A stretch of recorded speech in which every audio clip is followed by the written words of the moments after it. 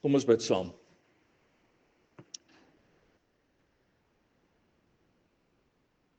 Here onse God, U het gehoor wat ons sopas gesing het. En U weet dat die bedoeling van ons hart is om in alles aan U die eer en die lof te bring.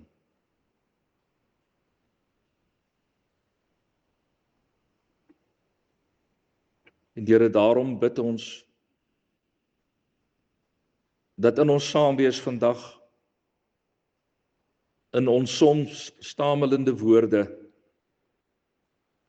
in ons onvermoë om partykeer te sê wat ons bedoel, dat U deur dit alles sal weet dat ons al die lof, al die eer en al die aanbidding aan U alleen wil bring. Ons bid dat U verheerlik sal word. Hier uit die lees en die verkondiging van die woord en ook rondom die nagmaalstafel. Dat dit oor U en U alleen sal gaan. In Jesus se naam vra ons dit. Amen.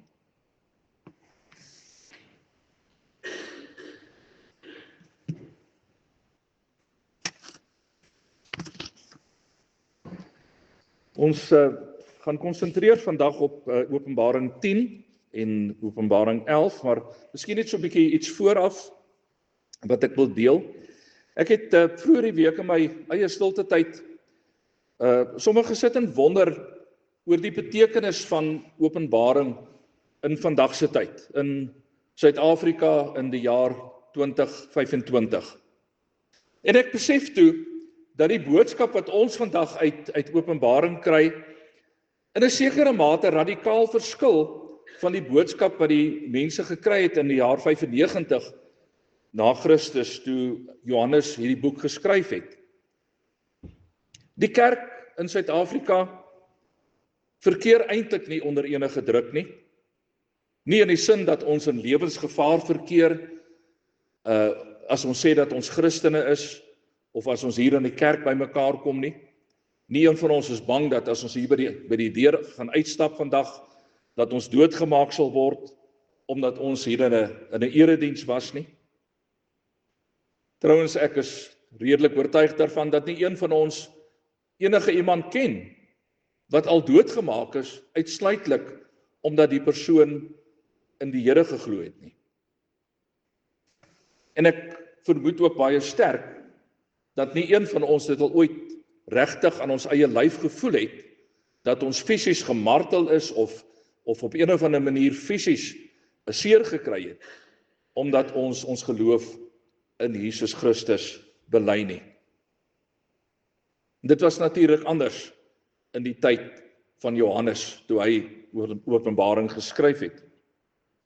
Maar aan die ander kant, broer en suster, dink ek, is daar tog iets wat ons ervaar in die lewe vandag, ek wil amper sê partykeer onbeskryflike booshede wat ons sien wat rondom ons gebeur, dat dit regtig partykeer vir ons voel, ons gebruik die woord, ons gebruik dit partykeer miskien 'n bietjie ligtelik, maar ek dink daar's iets van waarheid in, as ons sê, dit voel vir ons soms of die duiwel los is. As mens dink, wat gebeur, wat jy hoor, wat jy lees in koerante, oor moorde, mishandeling van mense, tydens inbrake, verkrachtings, kinders wat op een of ander manier mishandel word, wreedaardige aanvalle wat op mense plaasvind. Mens dink aan die ongelukke, verskriklike ongelukke wat plaasvind en hoe dit lyk by so 'n toneel. Ons dink aan die korrupsie wat plaasvind, waar miljarde rande eenvoudig net iewers verdwyn. En ons weet wat al hierdie goed op ons eie gemoedstoestand het. Ons weet hoe dit ons laat voel as ons met hierdie goeders te doen het. en daarvan lees, dat jy half neerslagtig raak, en dan, soos ek gesê het, baie keer vir jouself sê, dit voel of die duiwel los is. En daarom gebeur dit, dink ek baie keer dat ons amper wil uitroep soos wat Johannes dit gedoen het in Openbaring 6 vers 10. Hoe lank nog, heilige en getroue heerser, wanneer voltrek u die oordeel? Ek ervaar dit in myself, en as ek dit in myself ervaar, dan weet ek dat baie van julle dit ook ervaar, dat julle eintlik wil uitroep na die Here en sê, Here, hoe lank nog kan dit voortgaan? Kan daar nie maar net iewers 'n einde kom hieraan nie? Wanneer voltrek u die oordeel? En selfs al sou dit wees dat ons in 'n samelewing woon, waar ons met vrymoedigheid kan bely dat ons Christene is, dat ons met vrymoedigheid kerk toe kan gaan, dat ons met vrymoedigheid ons Bybels kan lees, dan weet ons nog steeds, is daar 'n oorlog aan die gang.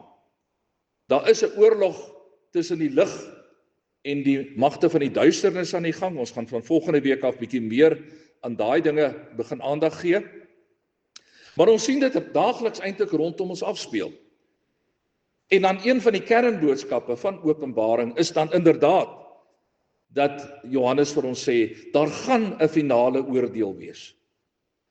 Iets waarvoor God se kinders nie hoef te vrees nie, en dit is 'n boodskap wat ook oor en oor uitkom in Openbaring. Ons het nie nodig om bang te wees vir daai finale oordeel nie. Ons het nie nodig om met vrees te wag daarop nie. As jy 'n kind van die Here is, dan kan jy dit met blymoedigheid tegemoet gaan. Maar diegene wat hulle rug op die Here gedraai het, diegene wat nie gemerk is met die seël van God nie, hulle gaan dan vir 'n laaste keer met God se wraak te doen hê. Nou kom ons lees dan saam uit Openbaring 10, ons lees daar eers die eerste 11 verse. Toe het ek 'n ander engel, 'n sterke, uit die hemel uit sien afkom. Hy het 'n wolk om hom gehad en 'n reënboog bo kan sy kop. Sy gesig was soos die son en sy bene soos 4 pilare. In sy hand het hy 'n oop boekie gehad. Hy het toe met sy regtervoet op die see en met sy linkervoet op die land gaan staan en met 'n harde stem uitgeroep soos 'n leeu wat brul. Toe hy uitroep, het 7 donderslae geantwoord. En toe die 7 donderslae praat, wou ek dit opskrywe, maar ek het 'n stem uit die hemel hoor sê, hou geheim wat die 7 donderslae gesê het, moet dit nie opskrywe nie. Die engel wat ek op die see en in die land sien staan het toe sy regterhand na die hemel toe opgelig en 'n eed afgelê by hom wat tot aan alle ewigheid lewe, wat die hemel en wat daarin is, die land en wat daarop is, die see en wat daarin is, geskep het. Hy het met 'n eed bevestig, daar is geen tyd meer oor nie. Op die dag wanneer die 7de engel op sy trompet gaan blaas, sal God se verborgde bedoeling met alles bereik word, soos hy die blye tyding aan sy dienaars, die profete, bekend gemaak het. Die stem wat ek uit die hemel gehoor het toe weer met my gepraat en vir my gesê, gaan kry die oopboek daar in die hand van die engel wat op die see en die land staan. Ek het na die engel toe gegaan en vir hom gevra om die boekie vir my te gee. Hy sê toe vir my, neem dit en eet dit op. Dit sal jou maag bitter maak, maar in jou mond sal dit so soet soos heuning wees. Ek het toe die boekie uit die hand van die engel gevat en dit opgeëet. In my mond was dit so soet soos heuning, maar toe ek dit insluk, het my maag bitter geword. Toe het hy vir my gesê, jy moet weer God se boodskap aangaande baie volke, nasies, tale en konings verkondig. Johannes sien hier 'n engel wat vanuit die hemel uit neerdaal en rondom die engel is 'n wolk en dan is daar 'n reënboog bo kan sy kop. Sy gesig sien ons is soos die son en sy bene soos 4 pilare. En nou weet ons mos al teen die tyd dat Johannes ruim gebruik maak van beeldspraak om effek te verleen aan dit wat hy sê. So ons moet nou nie ons probeer indink dat hier 'n engel is wat regtig met bene soos 4 pilare rondloop nie.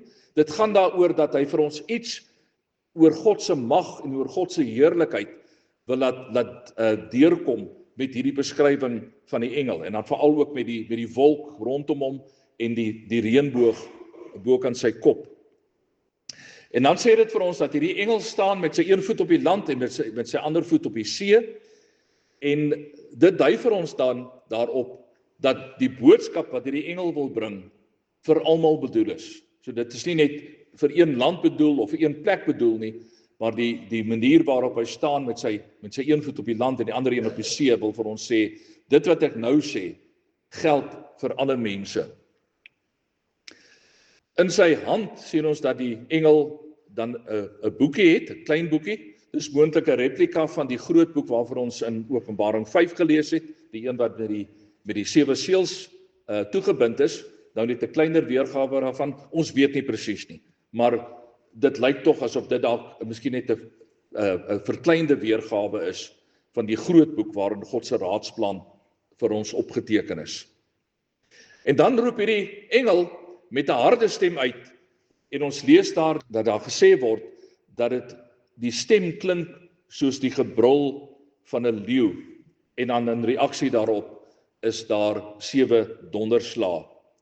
Nou hierdie stem wat klink soos die gebrul van 'n leeu en daai klank van die donderslae, weer eens is 'n aanduiding van die gesag waarmee God optree.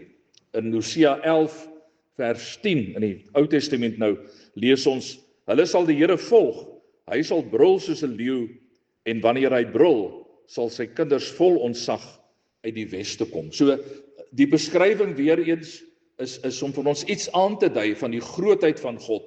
En as hy praat, dan nie net alleen die gebrul van 'n leeu nie, maar ook dan die donderslae wat daarmee saamkom, om vir ons te vertel hoe groot en hoe wonderlik God is. En dan wil Johannes aanvanklik hierdie boodskap van die 7 donderslae opskryf, maar hy word beveel om dit nie te doen nie, sodat hierdie boodskap verborge kan bly. Baie moontlik is dit maar weer eens 'n boodskap van oordeel wat die 7 donderslae vir ons gee, maar ons weet nie. En omdat Johannes dan uitdruklik beveel word om dit nie vir ons mee te deel nie, gaan ons ook nie bespiegel oor die betekenis daarvan nie. Maar die boodskap wat die engel bring, dit is baie duidelik. Ons kry dit daar in vers 6 en vers 7. Daar is geen tyd meer oor nie. Op die dag wanneer die 7de engel op sy trompet gaan blaas, sal God se verborgde bedoeling met alles bereik word, sodat hy die blye tyding aan sy dienaars, die profete, bekend gemaak het. En wat die engel dan hier wil sê, is die tyd van God se oordeel is op hande. En eintlik wat Johannes hier wil beklemtoon, geliefdes, is hy wil vir ons sê, en ook vir ons vandag in die jaar 2025 na Christus, wil hy kom sê, daar is nie meer tyd vir speletjies speel nie. As jy sê, jy glo in die Here, as jy sê, ek het my lewe toegewy aan die Here is koning van my lewe, dan sê Johannes vir ons, hou dan op om speletjies te speel. Wees dan ernstig oor daardie bedoeling wat jy het. Hoekom? Want sê hy, die einde is naby. Die einde, eintlik sê Johannes vir ons, is hier.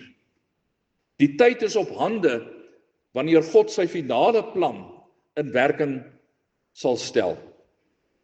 En weer eens, dan soos ons verlede Sondag gesien het, daar by Openbaring 8 vers 1, toe ons gepraat het oor die groot stilte, kry ons dan nou hier iets te doen met hierdie gevoel van afwagting wat kom.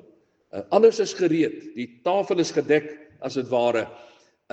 Alles staan reg dat God se oordeel gevel kan word, dat daai finale oordeel aangekondig kan word. En dan, terwyl die hele skepping eintlik asem ophou en wag wat nou gaan gebeur, dan gebeur dit weer dat daai 7de trompet nie onmiddellik geblaas word nie. Hoekom nie? Want God wil eers 'n boodskap van bemoediging aan die kerk, aan sy kinders gee. So, ons het dit al 'n paar keer gesien, hierdie moment wat jy voel, nou gaan dit gebeur, nou gaan die trompet blaas, nou gaan die finale oordeel van God in werking tree, en dan gebeur dit nie. Partykeer het dit gebeur dat die Here gesê het, ek wil eers die ongelowiges nog 'n kans gee. Ek wil eers nog 'n kans vir hulle gee, dat hulle tot bekering kan kom. In hierdie geval gebeur dit ook, ons gaan dit sien, maar terselfdertyd ook wil die Here vir ons as gelowiges 'n woord van bemoediging gee. Om te sê, maar terwyl julle wag vir hierdie oomblik, wat die finale oordeel gaan kom, wil ek nie hê julle moet verloor nie. Dat julle sterk sal staan en sal aangaan. Johannes ontvang dan die opdrag om die boekie te eet. Hy neem dit uit die hand van die engel, dan sê die engel vir hom dat hy dit moet eet. En dit herinner ons, as julle dalk so iewers dit al raak gelees het, in die profeet Esegiel 2 vers 8 tot 3 vers 3, gebeur eintlik dieselfde met Esegiel, dat die Here ook vir hom 'n boekrol gee, en dat die Here vir hom sê, hy moet dit eet, hy moet dit nou fisies eet. En die boodskap daarvan is eintlik dat die Here wil sê, voordat jy die boodskap gaan verkondig, voordat jy vir mense gaan vertel oor die Here, moet jy eintlik daai boodskap self ook verteer. Jy moet dit eet, jy moet dit deel maak van jou eie lewe, en as dit deel geword het van jouself, dan kan jy begin praat daaroor, dan kan jy dit begin deel met ander mense, dan kan jy die woord van die Here gaan verkondig. En dan lees ons hier ook in Openbaring dat daar gesê word dat die boodskap aanvanklik, of die smaak van daai boekie aanvanklik soet is, maar as dit in Johannes se maag inkom, dan word dit verskriklik bitter. En daarmee wil Johannes eintlik ook vir ons sê, dat aanvanklik is dit lekker om die woord van die Here te verkondig. Aanvanklik is dit lekker om met mense te praat oor die Here. Maar veral in hulle tyd het dit dan gepaard gegaan met marteling, selfs met die dood. En dan word dit bitter. So dis lekker om vir mense te vertel oor die Here, maar die konsekwensies daarvan is nie altyd so maklik nie. Dit is nie altyd maklik om die woord van die Here suiwer te bring, om te sê wat die Here sê, en dan die reaksie van mense daarop te beleef nie. Dit gebeur deur die eeue, dat die kerk ook maar met tye swaar gekry het, omdat hy wel bereid was om reguit te sê wat dit is wat die Here van ons in sy woord verwag. Maar ten spyte hiervan kry Johannes die opdrag om onverpoos voort te gaan, om die boodskap van die Here te verkondig aan die hele wêreld. En hy sê daar, aan alle volke, nasies, tale en konings. Ons het nou al meer kere daai kombinasie van woorde gekry, dat hy gesê het, dit moet aan almal verkondig word. En selfs op hierdie laat stadium wil die Here dan eintlik vir Johannes sê, hou aan om daai boodskap te verkondig. Daar's nog steeds tyd. Die finale trompet het nog nie geblaas nie. En totdat daai trompet nie geblaas het nie, is daar steeds tyd vir mense om hulle te bekeer, sodat hulle gered kan word. En dink aan Jesus se laaste opdrag, Matteus 28 vers 19, toe hy vir sy disippels die opdrag gegee het, om die boodskap oor die hele wêreld aan al die nasies te gaan verkondig. In Openbaring 10 vers 11 beskryf Johannes dit dan so, jy moet weer God se boodskap aangaande baie volke, nasies, tale en konings verkondig. Sê maar eintlik presies dieselfde ding. Hou aan om die evangelie van Jesus Christus te verkondig. Daar is nog tyd dat mense kan omdraai en hulle tot die Here bekeer. Almal moet hierdie boodskap van God se verlossing in Jesus Christus, die evangelie, die goeie nuus, almal moet dit hoor. Nêrens het die Here vir ons gesê dit gaan maklik wees nie. Nêrens het die Here vir ons gesê dat jy nooit teenkanting sal kry as jy dit doen nie. Ons gaan teenkanting kry. Natuurlik gaan dit gebeur, want die Bybel is daaroor baie reguit. As jy bereid is om te praat oor die Here, as jy bereid is om die evangelie te verkondig, as jy bereid is om te sê dit is wat die Here vir ons in sy woord sê, dan gaan jy teenkanting kry. Maar hou nogtans aan om dit te doen. Hoekom? Want die Here sê vir ons moet dit doen. En dan kom die groot vraag in Openbaring hoofstuk 11 aan die beurt. Die vraag is, sal die kerk staande kan bly te midde van al hierdie aanslae teen haar. Ons lees vers 1 en 2 van Openbaring 11. Toe is daar vir my 'n meetstok gegee wat soos 'n scepter lyk. En daar is vir my gesê, staan op en meet die tempel van God en die altaar en die mense wat God daarin bid. Maar die voorhof wat buitekant die tempel is, moet jy heeltemal uitlaat en dit nie meet nie, omdat dit aan die heidene oorgegee is. En hulle sal die heilige stad 42 maande lank vertrap.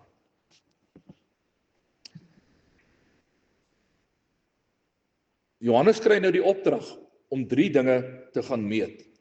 Hy moet die tempel gaan meet, hy moet die altaar gaan meet, en hy moet die mense wat vir God aanbid gaan meet.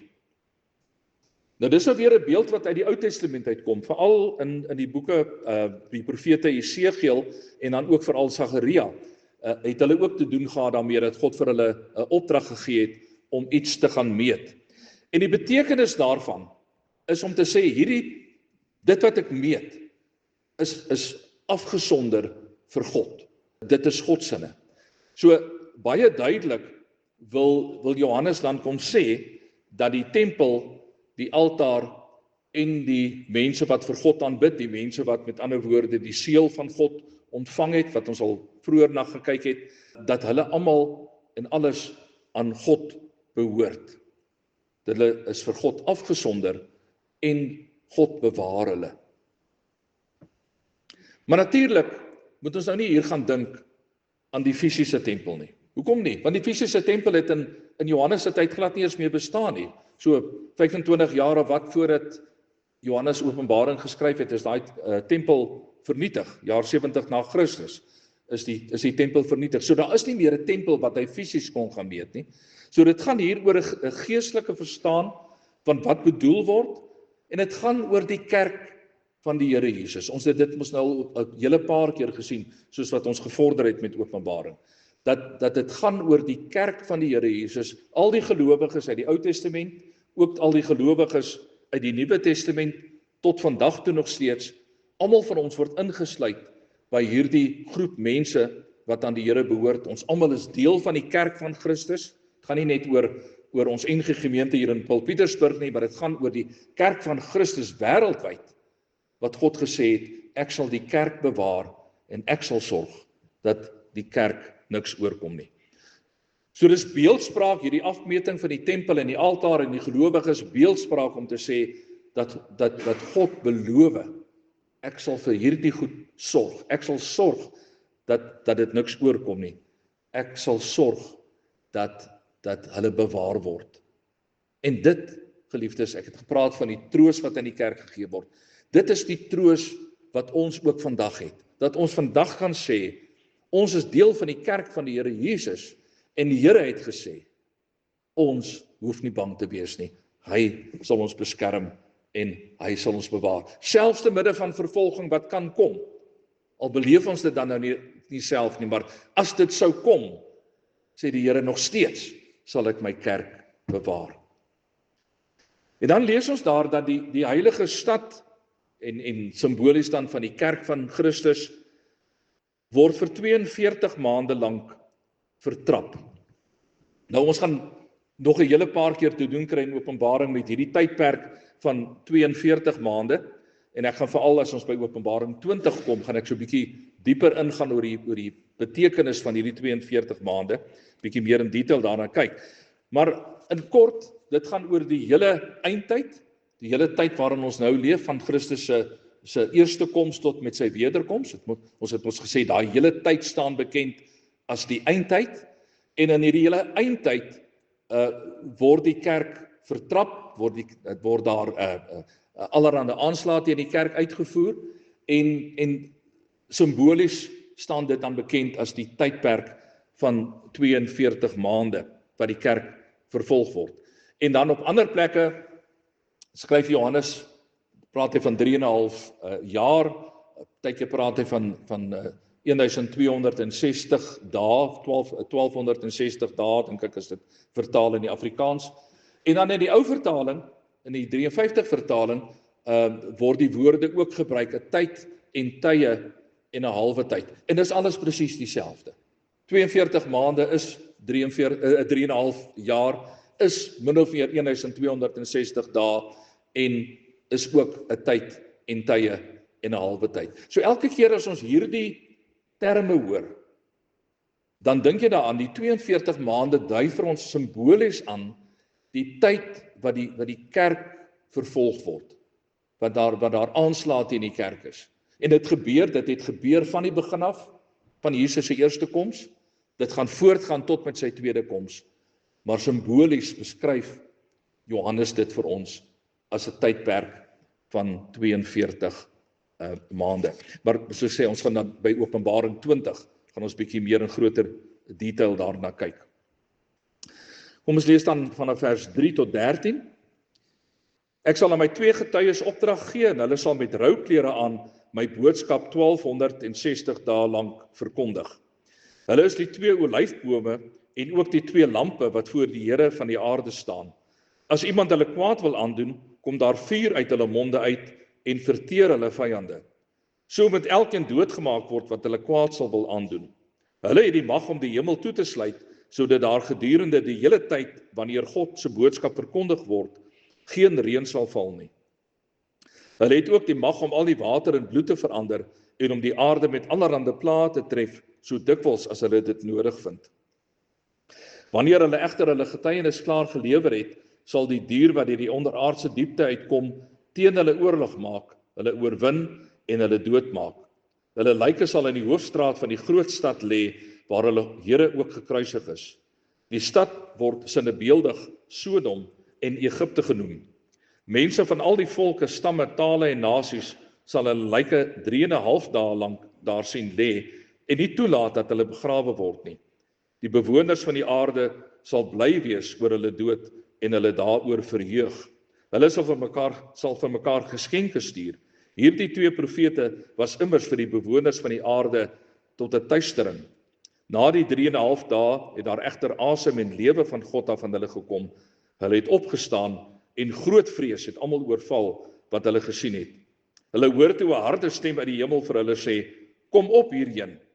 Toe het hulle in 'n wolk na die hemel toe opgevaar en hulle vyande het dit gesien. Op daardie oomblik was daar 'n groot aardbewing en 1/10 van die stad het in mekaar gestort. 7000 mense het in die aardbewing omgekom en die ander het bevrees geraak en aan die God van die hemel die eer gegee. Die 2 getuies waarvan ons lees hier in vers 3 simboliseer die getuienistaak van die kerk.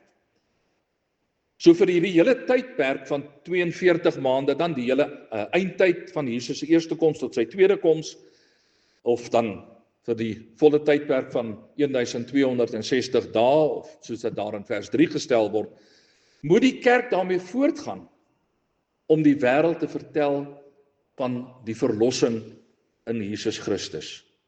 God se begeerte, dit weet ons mos nou al, is dat mense tot bekering sal kom, dat nie een verlore sal gaan nie. So God wil hê dat in hierdie tyd, voordat die finale oordeel dan kom, die kerk daarmee besig sal wees om hierdie boodskap van verlossing aan die wêreld te verkondig. Die rouklere waarvan hier gepraat word, is juis 'n aanduiding daarvan dat die wêreld opgeroep word tot bekering. Rouklere is baie dikwels vereenselwig met mense wat gehuil het oor die sonde van die volk en dan gesê het hulle trek rouklere aan terwyl hulle vir hulle bid dat hulle tot bekering sal kom. So die wêreld moet dan tot 'n diep sondebesef kom sodat hulle dan tot bekering sal kom.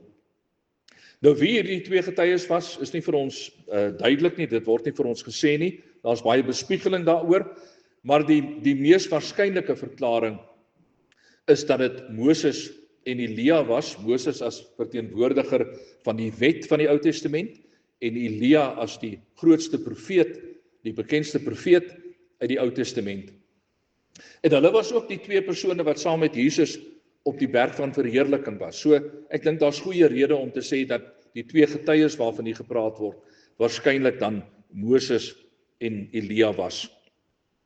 Dis ook nie so belangrik nie, want dit gaan eintlik oor die kerk. Hulle verteenwoordig die kerk van die Here Jesus en dan weer eens, die kerk se taak is om 'n getuie vir die Here te wees. So ook ons as kerk, ons as gemeente, die NG Kerk hier in Paul Pietersburg, ons taak is om getuie te wees vir die Here Jesus. Ons taak is om mense met wie ons in aanraking kom, op te roep tot bekering en tot geloof in die lewende Here. Dit is eintlik die doel van die kerk. Ek wil as ons nou kyk, dit wat ons nou tot dusver gelees het, die hele rede waarom die finale oordeel nog nie aangebreek het nie, is omdat mense tot bekering moet kom. So ons kan sê dat die hele sin van ons lewe op hierdie stadium op aarde, hierdie tyd wat ons nou wag, dat daai finale oordeel sal kom, die sin daarvan lê daarin, dat die kerk die boodskap van verlossing moet verkondig. As dit nie nodig was nie, dan het die wederkoms al plaasgevind. Die enigste rede waarom die wederkoms uitgestel word, is omdat die kerk se taak op aarde nog nie afgehandel is nie. En dit is ons taak. Dit is die taak ook van die gemeente in Paul Pietersburg, om die boodskap van verlossing aan die wêreld te verkondig. Ons getuienistaak. En as ons dit nie doen nie, geliefdes, ons kan met baie dinge besig wees. Maar as ons hooftaak, ons hoofdoel nie is om 'n wêreld bekend te stel aan die lewende Here nie, dan is ons eintlik nog maar met 'n klomp goed besig wat nie die hooftaak van die kerk is nie.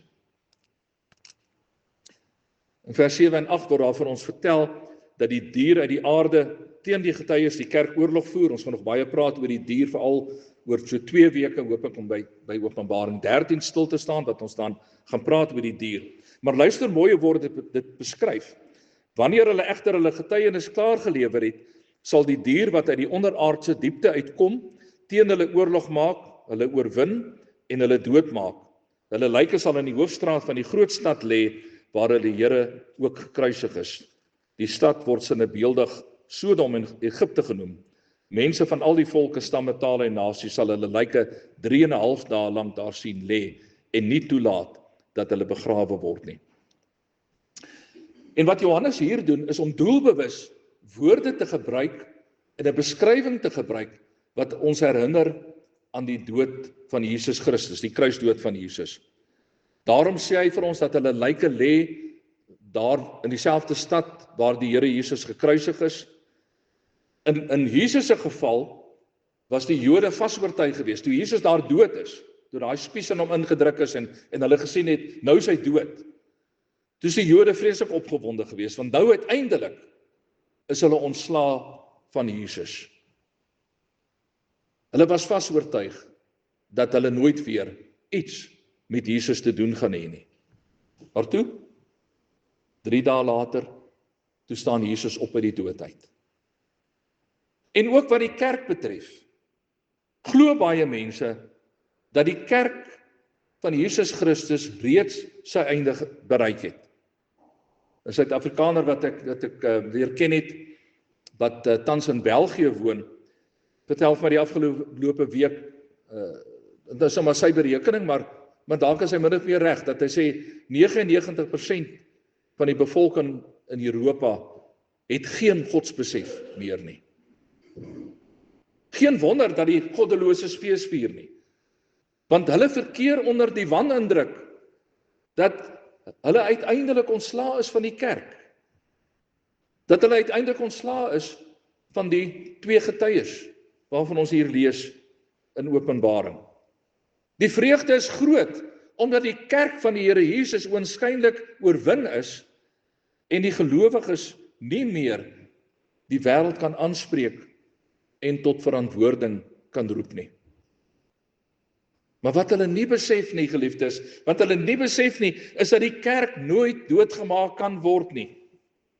Nadat Petrus in Matteus 16 vers 16 verklaar het dat Jesus die Christus is, die seun van die lewende God, sê Jesus vir ons in Matteus 16 vers 17 en 18, gelukkig is jy Simon Barjona, want dit is nie 'n mens wat dit aan jou geopenbaar het nie, maar my Vader wat in die hemel is. En ek sê vir jou, jy is Petrus, en op hierdie rots sal ek my kerk bou, en met die magte van die doderyk sal dit nie oorweldig nie. En dit word vir ons bevestig in Openbaring 11 vers 11. Na die 3,5 dae het daar egter asem en lewe van God af aan hulle gekom. Hulle het opgestaan en groot vrees het hulle almal oorval wat hulle gesien het. Net as die wêreld dink, die kerk is nou dood, nou is ons uiteindelik ontslae van die klomp Christene, die pretbederwers, dan staan die kerk weer met nuwe krag op. En dan gaan die kerk weer voort. Ek weet nie of julle dit geweet het nie, maar Suid-Afrika is een van die min lande in die wêreld waar die kerk steeds besig is om te groei. Daar is ander lande ook, gaan nou oor hulle praat, maar mense dink so baie keer in Suid-Afrika dat die kerk se stem stil is. Die kerk is eintlik nie meer daar nie. Die kerk is nog steeds besig om te groei, jaar vir jaar, groter te word in Suid-Afrika. In Asië, in lande soos Singapore en China, in Taiwan, Indonesië, en 'n hele klomp ander lande ook, is daar op hierdie stadium 'n ongekende groei in die Christendom. Ek en Johanna was donderdag in Swaziland gewees waar ons ontmoeting gehad het met mense vanuit Taiwan, uit Taiwanese. En hulle is uitgesproke Christene. Ons het so 'n kort vergadering met hulle gehad oor 'n paar goed wat ons oor moes praat en toe teen die einde toe bid ons saam. Sit ons daar in 'n koffiewinkel en ons bid saam met Taiwanese Christene wat op die oomblik in Swaziland is. Eintlik ongelooflik om daaraan te dink dat die kerk steeds besig is om in baie lande te groei en groter en sterker te word. Nou sal ek toegee, dis nie altyd maklik vir die kerk om te bly getuig nie. In baie lande, soos byvoorbeeld in Europa, lyk dit inderdaad asof die kerk eintlik maar half dood is. Maar broer en suster, dit weet ek. Die magte van die doderyk sal tot in ewigheid nie die kerk van Christus oorweldig nie. Dit sê die Bybel vir ons baie, baie uitdruklik. Al sê mense wat, die kerk van die Here Jesus sal nie oorweldig word nie. En nou is daar 'n aardbewing, en ons het verlede Sondag mos gesê dat 'n aardbewing tipies verbind word aan die oordeelsdag. Ons lees daar dat 1/10 van die stad vernietig word, 7000 mense sterf, 7 die getal van volheid, 7 maal 10 maal 10 maal 10, gee vir jou 7000. Met ander woorde, simbolies gaan dit daaroor dat almal wat moes gesterf het nou gesterf. Die volle getal het gesterf. En nou, uiteindelik, is alles gereed vir die finale oordeel van God. So daai dinge wat ons die hele tyd so voor verwag het en dan gebeur daar weer iets en nou is alles reg dat daai 7de trompet geblaas kan word. Ons lees daar vanaf vers 14, hoofstuk 11. Die tweede wee is verby. Kyk, die derde kom gou. Toe het die 7de engel op sy trompet geblaas. Daar was stemme in die hemel wat hard uitgeroep het: die koningskap oor die wêreld behoort aan ons Here en sy gesalfde, en hy sal as koning heers tot aan alle ewigheid. Die 24 ouderlinge wat op hulle trone voor God sit, het toe gekniel met hulle gesigte na die grond toe en het God aanbid en gesê: ons dank U, Here God Almagtige, U wat is en wat was, dat U nou U groot mag gebruik en as koning heers. Die nasies was woedend, maar nou het die tyd vir die oordeel gekom. Die eindtyd het aangebreek, die dooies word geoordeel, aan U dienaars, die profete, en aan die gelowiges, die wat U vrees, klein en groot, word hulle loon gegee, en die wat die aarde vernietig, word vernietig. Toe het God se tempel, wat in die hemel is, oopgegaan, en sy verbondsark, wat in sy tempel is, het sigbaar geword. Daar het toe weerligstrale, dreunings, donderslae, 'n aardbewing en 'n groot haalstorm gekom. Uiteindelik, na al die gewag, na al die spanning wat elke keer so opgebou het, daai stilte wat geheers het, wat ek verlede week na gewys het, so wat die geleerdes praat van 'n pregnante stilte, 'n stilte wat jy verwag, hier kom 'n groot ding wat nou gaan gebeur. Nou, uiteindelik, blaas die engel op die 7de trompet. Die eerste 6 trompette het die gelowiges telkens opgeroep tot bekering. Die 7de trompet is die aankondiging van God se totale heerskappy en koningskap. Die oordeelsdag het aangebreek. Interessant vir my is die kinders van die Here gaan onverstoord voort om die Here te eer. Dis asof hierdie dinge gebeur rondom hulle en hulle gaan maar net eenvoudig voort en eer die Here. Maar diegene wat vir God op aarde teëgestaan het, diegene wat die gelowiges vervolg en gemartel het, wat teen God se wil in opgetree het op aarde, hulle word dan finaal vernietig. God se oordeel oor die ongelowiges word dan geopenbaar, weer eens deur die natuurverskynsels, die weerligstrale, die dreunings, die donderslae, 'n aardbewing en 'n groot haalstorm. So dis maar weer beeldspraak wat Johannes gebruik om vir ons te sê, as die oordeel van God kom, is dit 'n verskrikking vir die mensdom. Geliefdes, die kerk as God se verteenwoordiger hier op aarde, moet in hierdie tydperk, hierdie simboliese tydperk van 42 maande waarin ons leef, en ten spyte van die aanslae wat teen die kerk kan kom, die aanslae wat van buitekant af teen die kerk gevoer word, moet ons voortgaan om die wêreld op te roep tot bekering. Dit is God se opdrag aan ons. Daarvan kan ons nie wegkom nie. Maar dan is daar nog steeds ontelbaar baie wat eenvoudig net nie sal luister na die stem van God nie.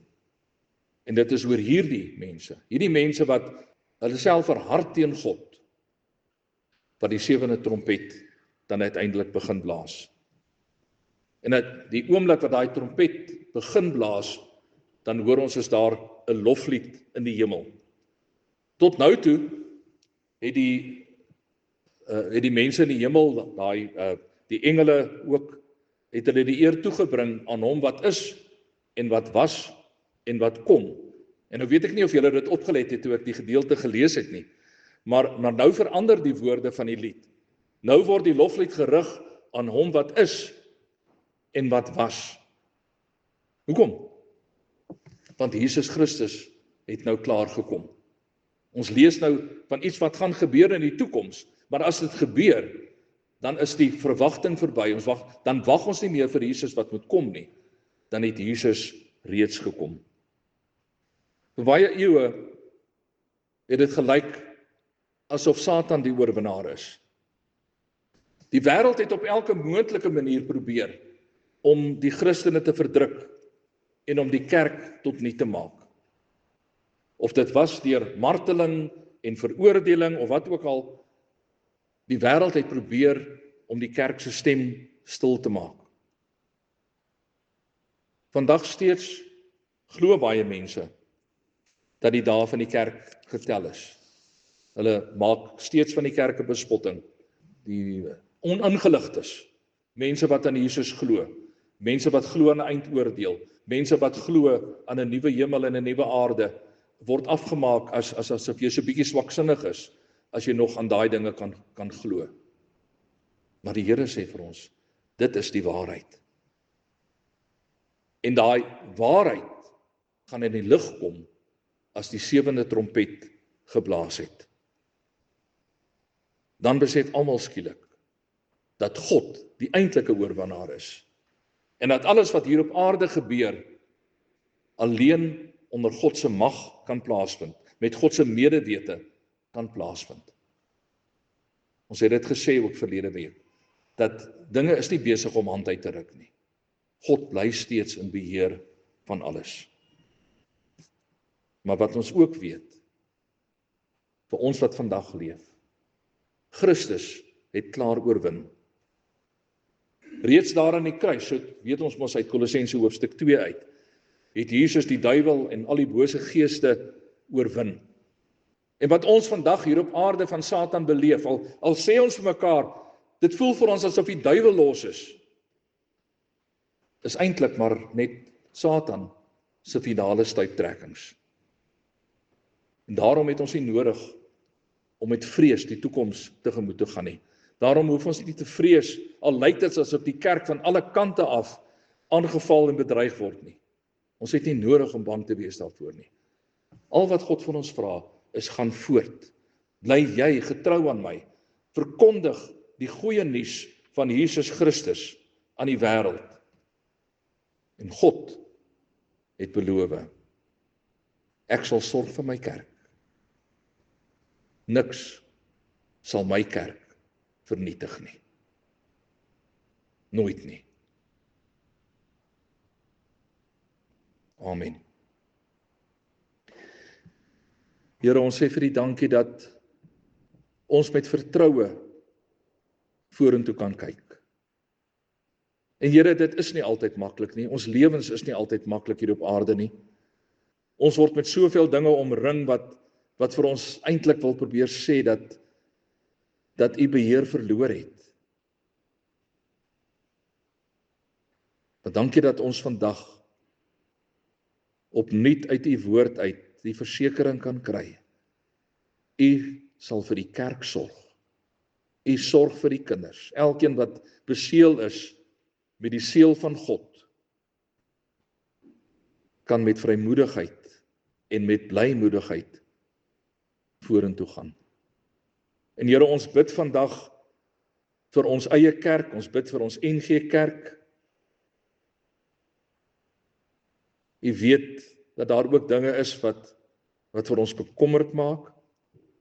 Ons bid vir ons eie gemeente, waar daar ook dinge is wat ons bekommerd maak.